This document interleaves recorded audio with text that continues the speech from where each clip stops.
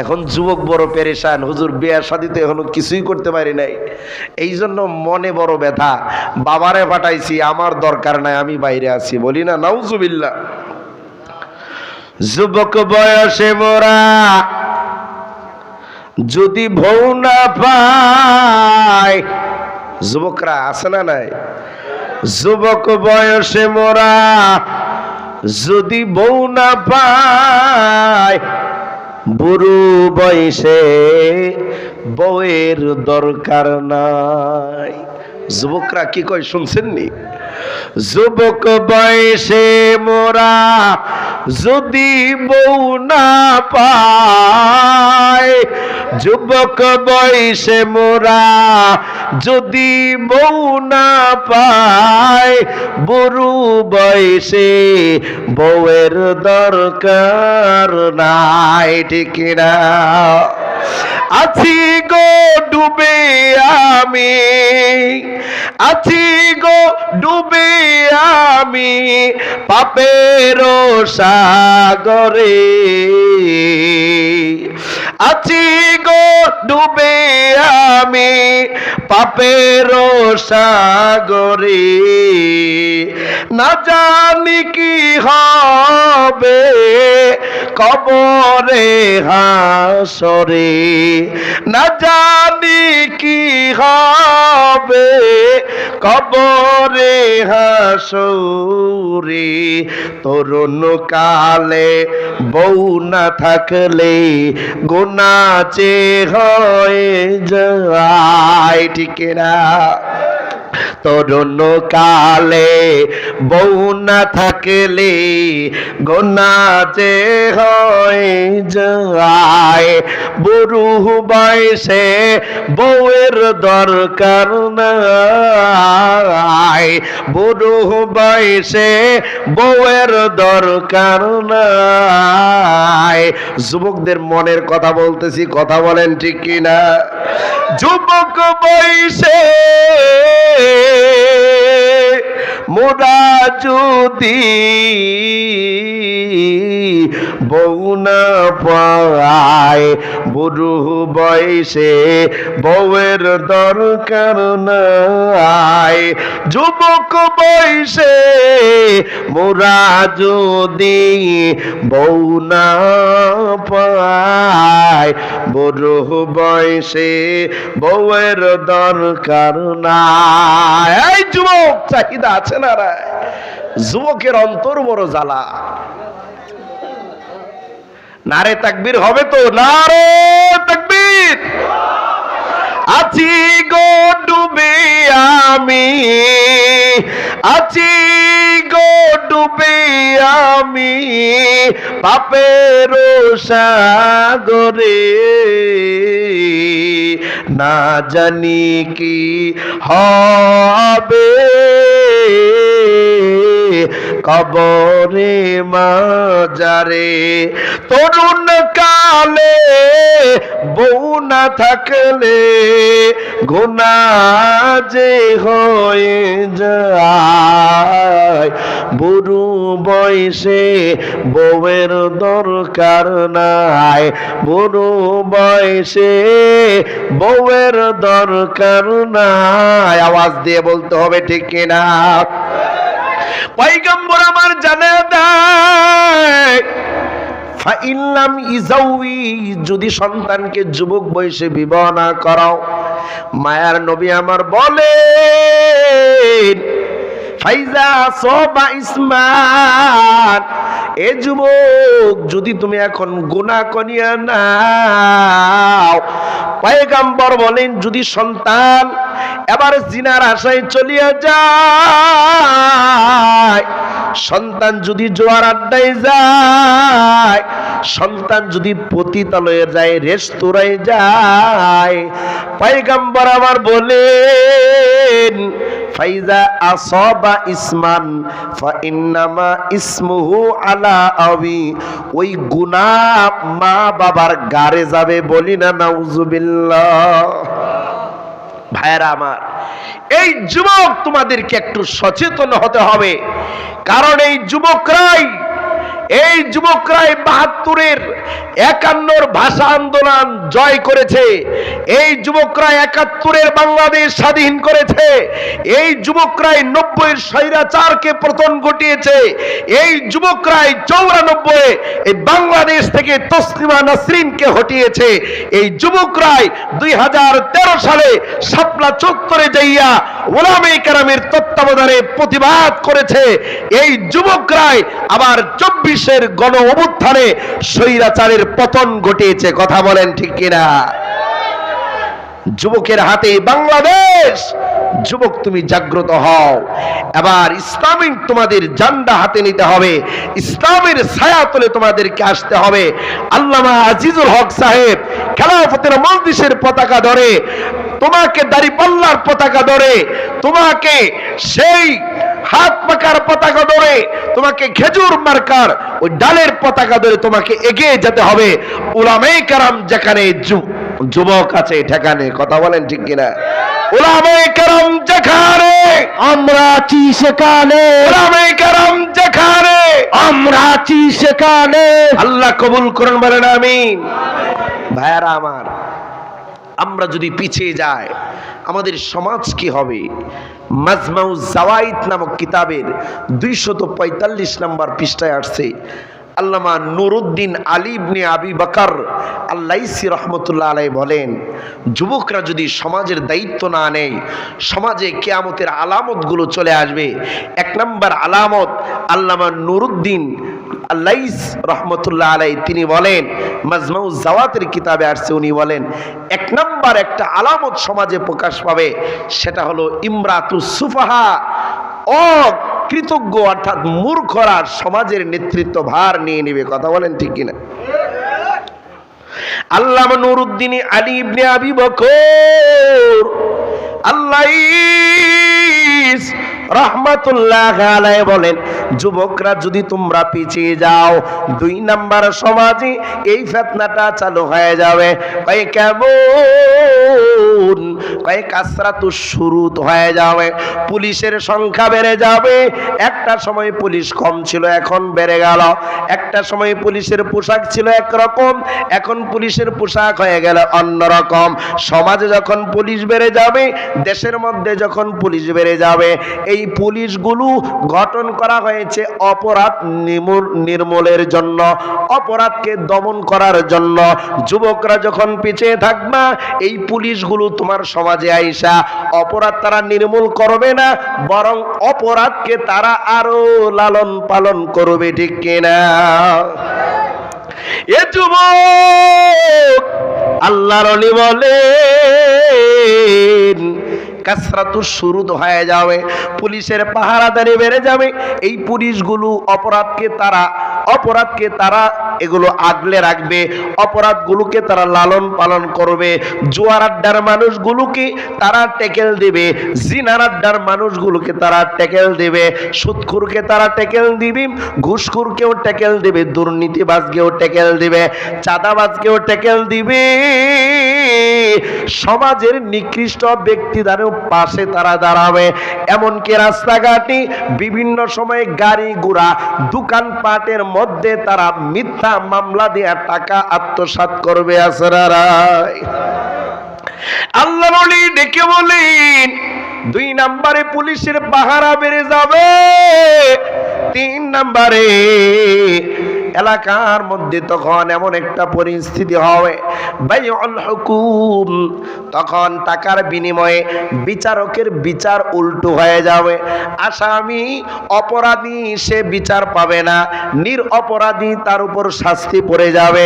মূল আসামি শাস্তি পাবে না, যে নির্দোষ তার উপর শাস্তি চলে যাবে। এবার চিল্লায়া বলেন, টাকার বিনিময়ে বিচারের হুকুম উল্টা চলে কি চলে না? বিচারের হুকুম উল্টার জামানা যখন চলে আসবে, ও যুবক, এখনই যদি সিদ্ধান্ত নাও, সমাজ আমরা যুবকরা পরিচালনা করব। এখানে বিচার টাকার বিনিময়ে আমরা উল্টা পথে চালাবো না। পয়গম্বরের এই আল্লাহর বান্দা ডেকে বলেন, 4 নাম্বার সমাজের মধ্যে যুবকরা পিছিয়ে গেলে আরেকটা ফিতনা চালু হয়, সেটা হলো ইস্তিগফাফুদ্দাম। মানুষের রক্তের মূল্য কমে যাবে, পাখি পশু পাখির রক্তের মূল্যের দাম বেড়ে যাবে। নাউজুবিল্লাহ। মানুষ মারা যাবে, কোনো মামলা নাই। মানুষ মারা যাবে, কোনো হত্যার বিচার নাই। মানুষের লাশ পুকুরে পাওয়া যাবে, রাস্তাঘাটে পাওয়া যাবে। মানুষের লাশ বস্তা ভর্তি পাওয়া যাবে, ওই সাগরের মধ্যে পাওয়া যাবে। মানুষের লাশগুলো জঙ্গলে রাস্তার পাশে পাওয়া যাবে, ঘরের মধ্যে পাওয়া যাবে। ওই মানুষের রক্তের কোনো বিচার হবে না। প্রক্ষান্ত নেই, মানুষ ছাড়া অন্যান্য প্রাণীর গুলো রক্তের বিচার বড় দাম বেড়ে যাবে। আপনারা জানেন না, ওই পাবনায় ঈশ্বরদী এলাকায় এক আম্মাজান মনে বড় ব্যথা নিয়া কুকুর, একটা নিকৃষ্ট প্রাণী, এই নিকৃষ্ট প্রাণীর 8টা বাচ্চাকে কিংবা 7টা বাচ্চাকে বস্তায় বনিয়া পুকুরের মধ্যে ফেলে দিল। কুকুরের বাচ্চাগুলো পানি খাইয়া খাইয়া পেটটা ফুলাইয়া মারা গেল। কারণ হাদিসের কিতাবে আসছে, তিরমিজি বুখারী শরীফের 34-82 নম্বর হাদিসে পয়গম্বর বলেন, যারা এই প্রাণীদেরকে কষ্ট দিয়া মারবে তাদেরও শাস্তি আছে। মায়ার নবী বলেন, এ সাহাবারা শুনো, বনি ইসরাইলের মধ্যে একটা মহিলা ছিল বড় খারাপ। এই মহিলাটা একটা বিড়াল তার ঘরে ছিল। বিড়ালটাকে খাবার দিত না, বিড়ালটাকে একটা পর্যায়ে বেঁধে রাখলো। বিড়ালটাকে সে বেঁধে বেঁধে না খাওয়াইয়া, পিপাসার্ত অবস্থায়, ক্ষুধার্ত অবস্থা না খাওয়াইয়া মেরে ফেললো। পয়গম্বর বলেন, ও সাহাবায়ে কেরাম, ওই বিড়ালকে যেই মহিলাটা না খাওয়াইয়া মেরে ফেললো, ওই মহিলাটা কাল কিয়ামতের ময়দানে বিড়ালকে কষ্ট দেওয়ার কারণে, মারার কারণে জাহান্নামী হবে। বলি না নাউজুবিল্লাহ। প্রক্ষান্তরে পয়গম্বর বুখারী শরীফের 33-21 নম্বর হাদিসে বলেন, কেউ যদি এই ধরনের অবলা প্রাণীর উপর একটু দয়া করে, এই দয়ার কারণেও, ওই দয়ার বরকতে আল্লাহ ওই বান্দীকেও জান্নাতে দিয়ে দিতে পারে। বনি ইসরাইলের ঘটনা খুবই প্রসিদ্ধ, আপনারা জানেন। আল্লাহর নবী বলেন, ও সাহাবায়ে কেরাম, বনি ইসরাইলদের মধ্যে একটা মহিলা ছিল। ওই মহিলা পতিতালয়ে যাইতো, জিনা বেবিচারের মতো গুনাহ সে করতো, পরপুরুষের সাথে সে রাত্রি যাপন করতো। এই বনি ইসরাইলের মহিলা দুনিয়াতে এমন কোনো খারাপ কাজ সে করে নাই, বাকি রাখে নাই যেটা সে করে নাই। একদিন মরুভূমি দিয়া যায়, কুয়া পারে তাকায় দেখে একটা কুকুর পিপাসার্ত হইয়া তার জিহ্বাটা বের করে হা হা করে কান্না করতেছে। বনি ইসরাইলের সেই মহিলাটা পায়ের মোজা খুলিয়া উড়নার মধ্যে বাঁধিয়া কুয়ার মধ্যে ফালাইলো। মোজা থেকে যতটুকুন পানি উঠে আসলো, ওই পানিটা চেপাইয়া চেপাইয়া কুকুরের মুখের মধ্যে দিল। কুকুরের জিহ্বার মধ্যে যখন দিল, কুকুরটা সে তার প্রশান্তি তৃষ্ণার্ত মিটে গেল। আল্লাহর নবী বলেন, আল্লাহ ওই বান্দিটার আমলটা এত পছন্দ করলেন। এই নিষ্পাপ, এই একটা নিকৃষ্ট প্রাণী, এই প্রাণীর উপর বনি ইসরাইলের মহিলাটা যদিও জিনাকারিনী, পতিতালয়ের মহিলা, কিন্তু কুকুরটাকে এক ডুক পানি পান করার কারণে আল্লাহ তাআলা এই কুকুরের মেহনতে, সহায়তার বদলতে কাল কিয়ামতের ময়দানে এই পতিতালয়ের মহিলাটাকেও জান্নাতে পাঠাইয়া দিবে। ও পয়গম্বর, মায়ার নবী আমার বলেন, ও ও মল্লিকপুরের আম্মা জানেরা শোনো, তোমাদের মেজাজ গরম হতে পারে, তবে সাবধান, মেজাজ সব জায়গায় গরম দেখানো যাবে না। এই হাদিসের বেলায় সাহাবায়ে কেরাম জিজ্ঞাসা করলেন, পয়গম্বর, কুকুরকে দয়া করে একটা মহিলা জান্নাত পেয়ে গেল, কুকুরের মতো আরো যত প্রাণী আছে তাদের প্রতি যদি আমরা দয়া করি, এর বরকতে আল্লাহ আমাদেরকে মাফ করবেন নাকি? এর মধ্যে আমাদের কোনো সওয়াব আছে নাকি? পয়গম্বর বলেন, সাহাবায়ে কেরাম, কুকুর ছাড়াও অন্য কোনো প্রাণীর মধ্যে তোমরা যদি দয়া করো, মায়া মমতা দেখাও, ওই প্রাণীদের মায়া মমতার বদলতে তোমরাও নেকি পেয়ে যাইবা। এ মল্লিকপুরার আম্মা জানেরা, ওই পাবনার ঈশ্বরদীর আম্মা জানের মতো একটু মেজাজটা গরম করিও না। ওই আম্মা জান জীবনে একটা বড় ভুল করে ফেললেন, 7টা কুকুরের বাচ্চাকে হত্যা করে ফেললেন। এতে করে না জানি আল্লাহ কতটুকু বেজার হয়েছে। দোয়া করি ওই আম্মা জানকে আল্লাহ ক্ষমা করে দেন, বলি না আমিন। কিন্তু দুঃখের ব্যাপার হলো, একটু প্রাণীকে কষ্ট দিয়েছে, যার কারণে এর বিচার উল্টা হয়ে গেছে। আমি প্রথমেই যে বললাম 3 নম্বরে বাইউল হুকুম, বিচার উল্টো হয়ে যাবে। আমরা দেখলাম সোশ্যাল মিডিয়াতে, পত্রিকায়, ওই পাবনার ঈশ্বরদী মায়ের বিচার হয়েছে। এক আবেগী বান্দা মামলা করেছে আদালতে যে কুকুরের বাচ্চাকে কেন মারলো, তার মানে তার কাছে মানুষের রক্তের চাইতে কুকুরের রক্তের দাম বেড়ে গেছে। সে মামলা করেছে, মামলার সিদ্ধান্ত হয়েছে মহিলাকে হাজতে পাঠাতে হবে। হাজতেও পাঠিয়েছে, কিন্তু দুঃখের ব্যাপার হলো ওই মায়ের 2 বছরের একটা দুধের বাচ্চা, এই দুধের বাচ্চা সহ মাকে লকআপে ঢুকানো হয়েছে, তাকে জেলে ঢুকানো হয়েছে। আপনাদের কাছে জিজ্ঞাসা করতে চায়, এটা কি আদালতের কোনো ইনসাফ হয়েছে নাকি বেইনসাফ হয়েছে? একদম বেরোজের একটা ইতিহাস কায়েম হয়েছে। 2 বছরের মায়ের দুধের বাচ্চাকে নিয়ে হাজতে ঢুকতে হবে, এটা হলো কিয়ামতের আলামত। যুবকরা আমরা যদি পিছিয়ে থাকি, সমাজের বিচার ব্যবস্থা এমনই হয়ে যাবে। অথচ তাকে স্বাভাবিক কিছু শাস্তি, জরিমানা দেওয়া হতে পারত, কিন্তু 2 বছরের দুধের বাচ্চাকে নিয়ে তোমাকে জেলে থাকতে হবে। এই বিচার কে করেছে? কথা বলেন, এটা একেবারেই বেইনসাফি হয়েছে। কথা বলেন ঠিক কিনা? আমরা চাই অনতিবিলম্বে ওই মাকে তার স্বাভাবিক গতিতে শাস্তি দিয়ে তাকে মাফ করে দেওয়া হোক। কথা বলেন ঠিক কিনা? ভাইয়ারা আমার, নবী বলেন মাজমাউজ জাওয়াদের কিতাবের মধ্যে আল্লামা নুরুদ্দিন রহমতুল্লাহ আলাই 4 নম্বরে বলেন, সমাজের যুবকরা যদি পিছিয়ে থাকো, সমাজের ফিতনা কি ছড়াবে জানো? 5 নম্বরে সমাজের মধ্যে এমন অবস্থা হবে, কিতাতুর রহিম, আত্মীয়তার বন্ধন নষ্ট হয়ে যাবে, মা সন্তানের বন্ধন নষ্ট হয়ে যাবে, বাবা ছেলের বন্ধন নষ্ট হয়ে যাবে, স্বামী স্ত্রীর বন্ধন নষ্ট হয়ে যাবে, মা ছেলের বন্ধন নষ্ট হয়ে যাবে বিবির কারণে। আল্লাহ বলেন, এর যুবক, মা বাবার খেদমত কর, শয়তান বলে বিবির পেটটা আগে বর। ঠিক কি না? আল্লাহ বলেন, যুবক, মা বাবার খেদমত কর, কিন্তু শয়তানের ধোঁকায় পড়িয়া যুবক এবার বিবির পেটটা আগে ভরে মায়ের পেটে লাথি মারে। আসে না? পাবনার সেই সাথিয়া জেলার এলাকার খবর নাও। নজরুল নামে একজন কপাল পোড়া বান্দা, তার স্ত্রীর ফাঁদে পড়িয়া, ধোঁকায় পড়িয়া, কলিজার টুকরা গর্ভধারিণী মা, ওই নজরুল কপাল পোড়া সন্তান স্ত্রীর ফাঁদে পড়িয়া মাকে ঘর থেকে বের করে দিল। স্বামী স্ত্রী মিলিয়া মাকে উপর জুপুরি ঘাড়ের মধ্যে, পায়ের মধ্যে, পেটের মধ্যে, পিঠের মধ্যে লাথি এবং নির্জন হত্যা করেছে। বলি না নাউজুবিল্লাহ।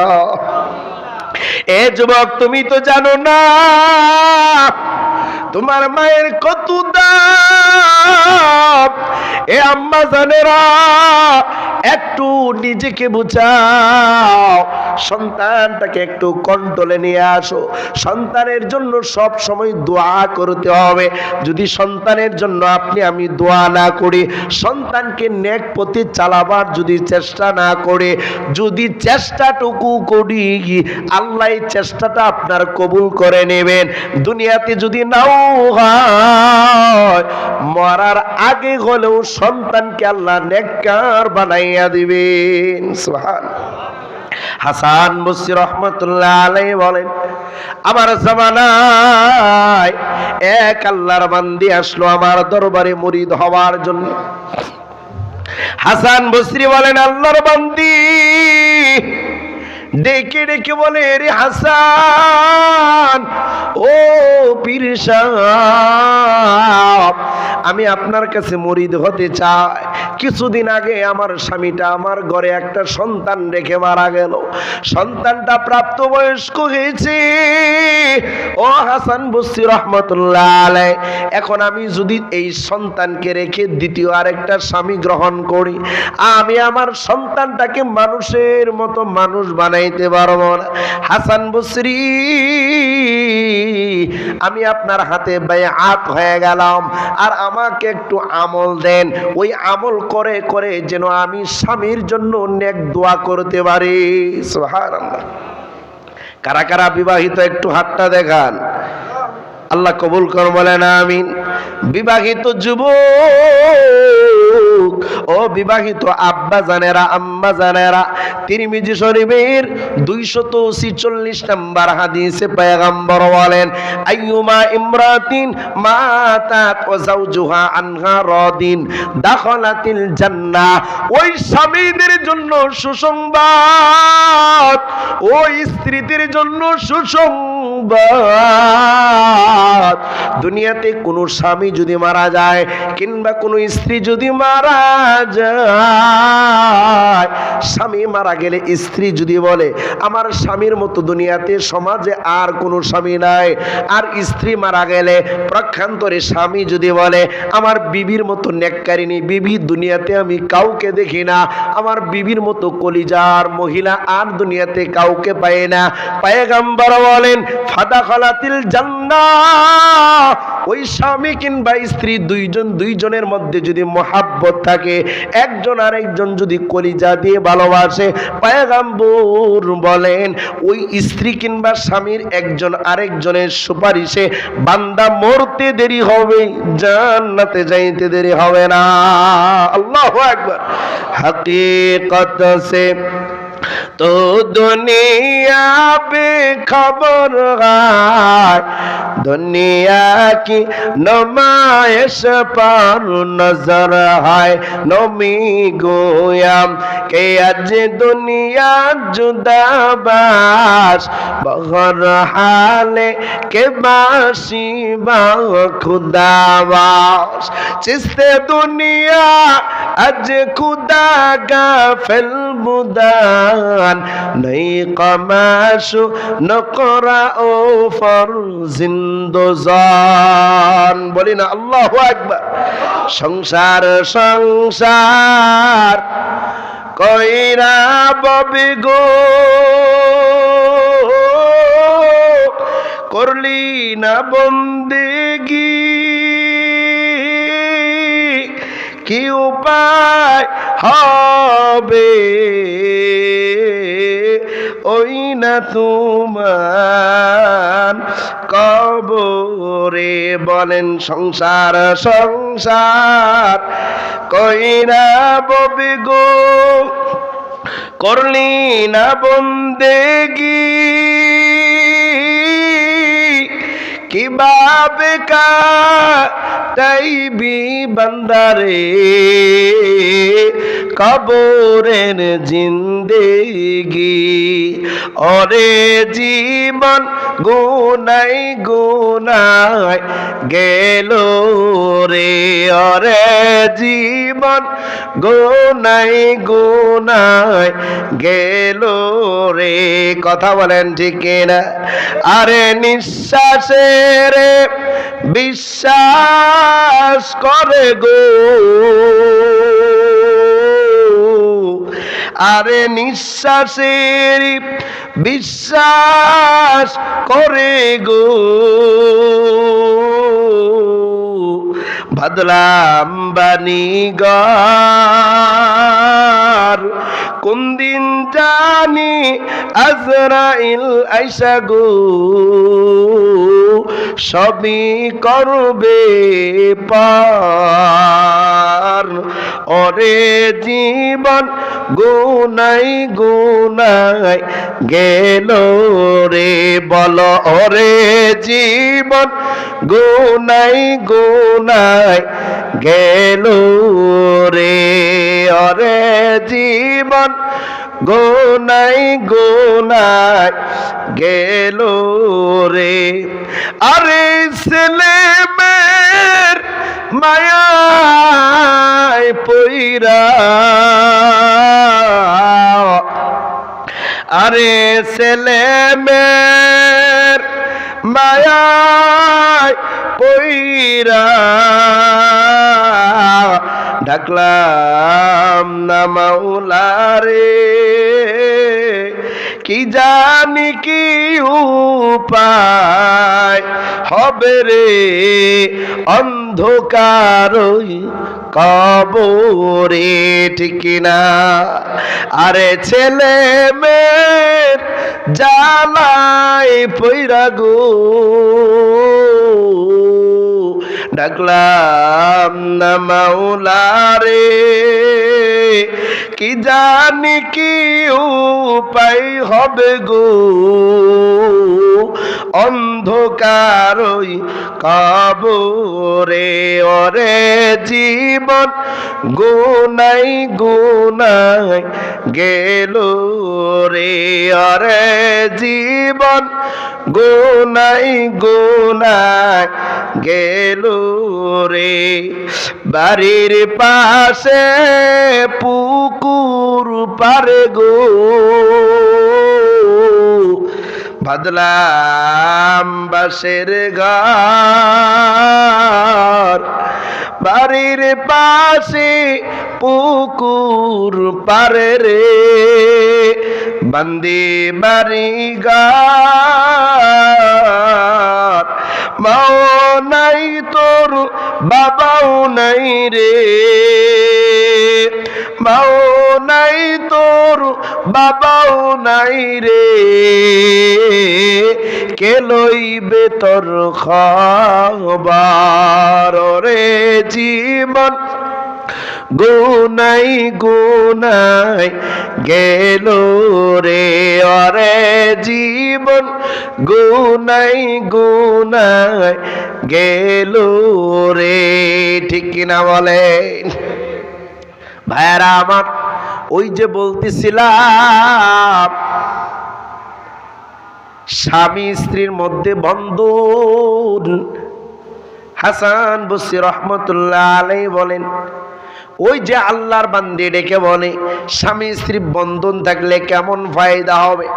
কালিউব নামক কিতাবের ঘটনা আমি আপনাদেরকে পরে বলি, তবে হাসান বসরি কথাটা বলে যায়। হাসান বসরি বলেন ওই আল্লাহর বান্দী কি আমি দোয়া করে পাঠাইয়া দিলাম, আমল দিয়া পাঠাইয়া দিলাম, আল্লাহর বান্দী যাইয়া আমল করে কিন্তু সন্তানকে কন্ট্রোলে রাখতে পারে না। সন্তানকে যদি বলে ডানে যা, সন্তান বামে চলে যায়, সন্তান জোয়ার আড্ডায় যায়, সন্তান ইয়াবার ট্যাবলেট খায়, সন্তান পরনারীর পিছনে দৌড়ায়, সন্তান যত গুনাহ আছে এলাকার মধ্যে করে করে বেড়ায়। আল্লাহর বান্দি আর সহ্য করতে পারে না। আল্লাহর বান্দি দ্বিতীয় রাউন্ডে হাসান বসরির কাছে আইসা বলে এরে আমার মুর্শিদ, আমার স্বামীটা মারা যাওয়ার পর একটা যুবক সন্তান রেখে গেল। আমি তো মনে মনে চিন্তা করলাম, আমি যদি এখন দ্বিতীয় স্বামী গ্রহণ করি, বিবাহ বসে যায়, আমার সন্তানটাকে মানুষের মতো মানুষ বানাইতে পারবো না। সন্তান যদি মানুষ না হয়, সন্তান যদি গুনাহগার হয়, তাহলে এই সন্তানের কারণে বাবা তো কবরে শুইয়া শান্তি পাবে না, বাবা তো জাহান্নামের আসামি হয়ে যাবে। ও আল্লাহর ওলি, সন্তানকে এত বুঝানোর বুঝায়, সন্তান তো নেক পথে আসে না, নামাজি হয় না। আপনি একটু আমার সন্তানটাকে একটু বুঝাইয়া দিন। আল্লাহু আকবার। আপনি আমি নিজের সন্তানকে ইমাম সাহেবের কাছে আইনা বলি, হুজুর একটু বুঝাইয়া দেন, একটু দোয়া করে দেন, সন্তানটা লেখাপড়া করে না, শুধু মোবাইলের গজবের মধ্যে পড়ে থাকে, হয় কি হয় না? হাসান বসরি সন্তানকে বুঝাইয়া দিলেন, এবার অবস্থা এমন, যুবক যেমন তেমন, একটু পরিবর্তন হয় না। একটা সময় যুবক নেশা করতে করতে, গুনাহ করতে করতে একদম অসুস্থ হয়ে গেল। এবার হাসান বসরির ওই বান্দিটা যুবকের আম্মা জান এবার নামাজের মুসল্লায় দাঁড়াইয়া কাঁদি, আর মা সর্বশেষ দোয়া মিনতি করে, আল্লাহ, স্বামী দুনিয়া থেকে চলে গেল, সন্তানের মুখের দিকে তাকায় আমি দ্বিতীয় স্বামী গ্রহণ করি না, এই সন্তান আজকে এত গুনাহগার হয়ে গেল, জানি না আমার স্বামীর কবরটা কেমন আছে, কি জানি জাহান্নামের গর্ত হয়ে গেল কিনা। ও আল্লাহ, তুমি আমার সন্তানটাকে মাফ করে দাও। আবার তৃতীয় ধাপে আবার হাসান বসরির কাছে গেলেন, যাইয়া বলেন, মুর্শিদ, আমার সন্তান গুনাহ করতে করতে, আবার ট্যাবলেট সেবন করতে করতে এত ক্যান্সার রোগে আক্রান্ত হয়ে গেল। ও হাসান বসরি, আমার সন্তান মুমূর্ষ অবস্থায় আছে, যে কোনো সময় দুনিয়া থেকে বিদায় নিতে পারে। তবে আমি মা হিসাবে, ও মুর্শিদ আমার, আপনার কাছে একটা দাবি করতে চাই, সন্তানটা তো নেককার হলো না, এই বদকার হইয়া যদি মারা যায়, এর জীবনের শেষ নামাজ জানাজার নামাজটা আপনার মতো একজন ওলি আল্লাহর মাধ্যমে আমি পড়াতে চাই। বলি না সুবহানাল্লাহ। জন্মের সময় আল্লাহর ওলির দরকার পড়ে কি পড়ে না? মরার সময় ইমাম সাহেবের দরকার পড়ে কি পড়ে না? চিল্লা বলেন, পড়ে কি পড়ে না? জন্মের পরে কানে আজান কি দেয়নি, জন্মের পরে কানে আজান কি দেয়নি, তুমি মৌলবাদী ছাড়া হওনি, ঠিক না? আবার মরণের পরে জানাজা পড়াবে, তখন কোথায় পালিয়ে যাবি? আমি বিদ্রোহী, বিপ্লবী, মৌলবাদী, কেন জঙ্গিবাদী? কথা বলেন ঠিক কিনা? আল্লাহর বান্দী বলেন, ও ইমাম সাহেব, হাসান বসরি আমার সন্তানের জীবনের শেষ নামাজটা আপনার দ্বারা পড়াতে চায়। হাসান বসরি বলেন, রে মুরিদিনী, তোমার গুনাহগার বেনামাজি মদখুর সন্তানের জানাজা আমি হাসান বসরি পড়ব না। এই কথা শোনার পর মায়ের মুখে সন্তানের এই বদনাম, এই একটা মেসেজ শোনার পর মায়ের মনটা আরো ব্যথিত হয়ে গেল। কান্না ভরা নজর নিয়ে, অন্তরটা নিয়ে বাড়িতে ফিরে আসলেন। সন্তান অসুস্থ হইয়া কাঁথা মুড়ি দিয়া শুয়ে রয়েছে। মা গভীর রাত্রে ওযু বানাইয়া তাহাজ্জুদের নামাজে দাঁড়াইয়া মা আবার দুইটা হাত তুলে তুলে দোয়া করে, আল্লাহ, স্বামী হারা সন্তান, বাবা হারা সন্তান, সন্তানের জন্য দ্বিতীয় স্বামী নিলাম না, এই সন্তানটাকে মানুষের মতো মানুষও বানাইতে পারলাম না। আজকে এই সন্তানের কারণে তার বাবা মনে হয় কবরে জাহান্নামের আযাব ভোগ করতেছে। আয় আল্লাহ, সন্তানটা মনে হয় আর হায়াতের বিদায় ঘন্টা বেজে যাবে, আর মনে হয় দুনিয়াতে বেঁচে থাকতে পারবে না। এই সন্তানটাকে শেষ বয়স হলেও তুমি মাফ করে দাও। সুবহানাল্লাহ। মায়ে যখন দোয়া করে ওই মায়ের দোয়া আল্লাহর আরশ পর্যন্ত পৌঁছে যায়। কথা বলেন ঠিক কিনা? ওই আল্লাহর বান্দি যখন দোয়া করি, যুবকের অন্তরে মায়ের জোশ। এবার যুবক কাঁথা মুড়ি দিয়া মুখটা খুলিয়া দেখে মায়ের চোখে অজরে পানি ঝরতেছে। যুবক জীবনের শেষ মুহূর্তে ক্লান্তি লগ্নে আইসা বলে, আম্মা জান, বলো তুমি কেন কান্না করো? মা সব ঘটনা শুনাইলো। এ সন্তান কত বোঝানোর জন্য বুঝাইলাম, তোকে বুঝাইতে পারলাম না। হাসান বসরি বলেছে, তোর জানাজাও নাকি পড়বে না। এ সন্তান, তোর নামাজের জানাজা কে পড়বে? তোর বাবা তো কবরে তোর কারণে অশান্তিতে আছে। একটু তোর জন্য দোয়া করতেছি। আমি মা বড় ব্যথিত। সন্তানের জন্য সন্তান বেপথে চললে, সন্তান অন্যায় করলে ওই চুট মা বাবার গায়ে আগে লাগে। কথা বলেন ঠিক কিনা? মায়ের কান্না ভরা কণ্ঠ নজর দেখিয়া সন্তানের কলিজায় হেদায়েতের নূর ঢুকিয়া যায়। আর সন্তান ডেকে বলে, আম্মা জান, আপনার দরদি হাতটা বাড়াইয়া দেন। আমি যুবক আপনার হাতে হাত রাখিয়া জীবনের তরে তওবা করতেছি। আল্লাহ যদি আমাকে হায়াতে বাঁচাইয়া রাখে, বাকি জীবন আমি আর নামাজ কাজা করব না, বাকি জীবন জিনার আসরে যাব না, জুয়ার আড্ডায় যাব না, ইয়াবার ট্যাবলেট সেবন করব না। ও আম্মা, আপনি আমার জন্য দোয়া করেন, আমি যেন ভালো হয়ে চলতে পারে। ওই আল্লাহর বান্দি দোয়া করলেন। মা দোয়া করতে দেরি, আল্লাহর আরশ পর্যন্ত কবুল হতে দেরি হয় না। ভাগ্যের কোন নির্মম পরিহাস, ওই রাত্রি সন্তানের এই রোগের কারণে মৃত্যু হইয়া যায়। সকালবেলা মাইকে এলান হয়ে গেল, যুবক একটু তাকাইয়া দেখো, কত যুবকের লাশ গাড়ির নিচে পাওয়া যায়, কত যুবকের লাশ নদীতে পানিতে ভাসিয়া যায়, কত যুবকের লাশ আগুনের মধ্যে পুড়ে পুড়ে ছারখার কয়লা হয়ে যায়। কথা বলেন ঠিক কিনা? কত যুবক ওয়াকালে দুনিয়াতে মৃত্যুবরণ করে, কত যুবক হঠাৎ স্ট্রোক করে মারা যায়, আছে না না?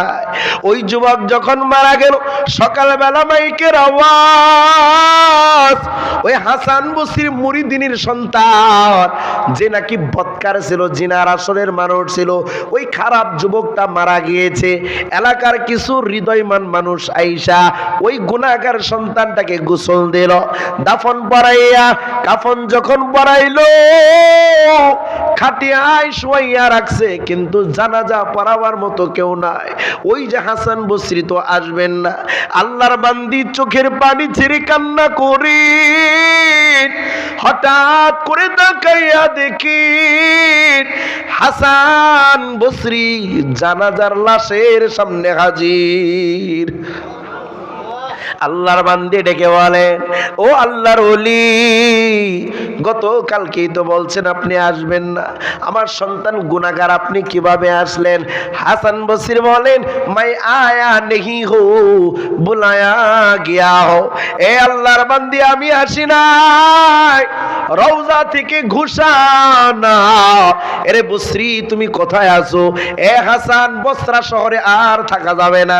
ওই যে গুনাহগার যুবকটা যে নাকি গুনাহ করেছে, কিন্তু মৃত্যুর আগে এমন তওবা করেছে, আল্লাহ ওই যুবকের নাম ওলির খাতায় লিখে নিয়েছেন। যুবক জান্নাতি হয়ে গিয়েছে। এ যুবক, এই যুবকের জানাজা আমি পড়তে আইছি। এ বান্দা, এই যুবক একটু মায়ার নজরে, একটু নিরপেক্ষ দৃষ্টিতে বলো, যেই আল্লাহ ওই যুবককে ক্ষমা করেছেন, ওই আল্লাহ এখনো দুনিয়াতে আছে না নাই? চিল্লা বলো, আছে না নাই? এখনো ক্ষমা করতে পারেন কি পারেন না?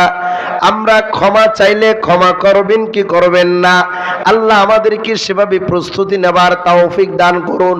বলতেছিলাম স্বামী স্ত্রী মহাব্বতের কেমন দাম। তিরমিজি শরীফের 245 নম্বর হাদিসে পয়গম্বরের নবী বলেন, পয়গম্বর ডেকে বলেন স্বামী স্ত্রীর মধ্যে মহাব্বত থাকলে কেমন হয়ে যায়। কালিউব নামক কিতাবের একটা ঘটনা বলা হয়। এক আল্লাহর বান্দি সন্তান বড় অসুস্থ, আল্লাহর কাছে মান্নত করেছে, আল্লাহ আমার সন্তান যদি সুস্থ হইয়া যায়, আমি মান্নত করলাম সন্তান সুস্থ হবার পর 7 দিন একটা কবর খনন করিয়া ওই কবরে দুনিয়ার মানুষ থেকে আলাদা হইয়া নির্জনে আমি 7 দিন কবরে বসে বসে ইবাদত করব। সুবহানাল্লাহ। এমন ঘটনা জমিনে ঘটে কি ঘটে না? ওই আল্লাহর বান্দি নিয়ত করেছে, আল্লাহ কবুল করে নিয়েছে। সন্তান সুস্থ হবার পর আল্লাহর বান্দির মান্নত ভুলে গেছে, ইবাদত যে করবে এটা সে ভুলে গেল, ইবাদত করতে চাই না। কিছুদিন পরে 1 বছর যাওয়ার পর কালিউব নামক কিতাবের লেখক বলেন ওই আল্লাহর বান্দিকে আল্লাহ আবার স্বপ্ন দেখালেন, কিরো বান্দি আমার, তুমি না 1 বছর আগে মান্নত করেছিলাম, মান্নত তো আমি আল্লাহ পূরণ করলাম, কেন তুমি কবরে যাইয়া 7 দিন ইবাদত করো না? ফজরের পর ওই স্বপ্ন দেখার পর ওই আম্মা জান সন্তানদেরকে ডেকে বলে, রে সন্তান, তোদের ছোট ভাই বড় অসুস্থ ছিল, মান্নত করেছিলাম আল্লাহ সুস্থ করে দিয়েছেন, এই মান্নত আমাকে পূরণ করতে হবে। তোমরা বায়াচারি মিলিয়া কবর খনন করো, খাটিয়া বিছাও, বাঁশের সিলকি দিয়া আমাকে কবরে বসাইয়া দাও। ওই আল্লাহর বান্দি বলেন কবরে যখন আমার ব্যবস্থা হয়ে গেল, কবরে যাওয়ার পর ডানে তাকাইয়া দেখে আমার দৃষ্টি পর্যন্ত প্রশস্ত হয়ে গেছে, বামে তাকাইয়া দেখি আমার দৃষ্টি পর্যন্ত প্রশস্ত। আল্লাহর নবী বলেন যারা জান্নাতে যাবে কবরে শোয়ানোর সাথে সাথে তার দৃষ্টি পর্যন্ত কবরটা প্রশস্ত হয়ে যাবে, জান্নাতীদের সাথে তার চলাফেরা হয়ে যাবে। ওই আল্লাহর বান্দি বলেন যখন চতুর্দিকে প্রশস্ত হয়ে গেল, আমি হাঁটতে হাঁটতে বহু দূর চলে গেলাম কবরের জগতে, যাইয়া দেখি জান্নাতি মহিলারা বসে রয়েছে। ওই এক জান্নাতি মহিলার মাথার উপরে জান্নাতি পাখি আইসা বাতাস দিতেছে, পাখা দিয়া বলি না সুবহানাল্লাহ। আল্লাহর বান্দি বলেন, এ বান্দি আমার, আজকে জান্নাতীর পাখি তোমাকে বাতাস দেয়, বলো তুমি কি কি নেক আমল করেছো? ওই আল্লাহর বান্দি বলেন, এরে মান্নতকারী আম্মা জান, আমি যখন দুনিয়াতে ছিলাম আল্লাহ আমার ভাগ্যে যেই স্বামীটা দিয়েছিলেন আমি ওই স্বামীর কথা মতো চললাম, স্বামী আমাকে যেভাবে বলেছেন স্ত্রী হিসাবে স্বামীর দায়িত্বগুলো আমি পালন করেছি, এই বরকতে আল্লাহ আমাকে জান্নাতে পাখি নির্ধারণ করে দিয়েছেন, এই পাখি আমাকে জান্নাতের বাতাস দেয়। সুবহানাল্লাহ।